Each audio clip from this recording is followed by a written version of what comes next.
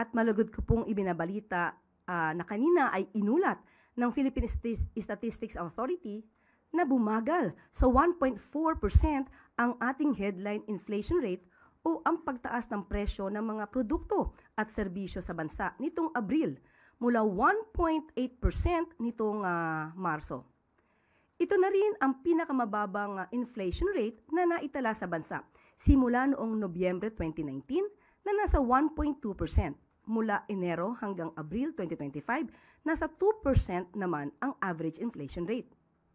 Ayon sa PSA, bumaba ang inflation rate dahil sa mas mabagal na pagtaas ng presyo ng food at non-alcoholic beverages na sa 0.9%.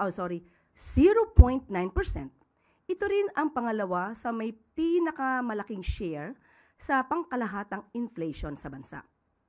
Nakatulong din ang pagbaba ng presyo ng transport na nasa negative 2.1%, bunsod ito ng mabilis na pagbaba ng presyo ng gasolina.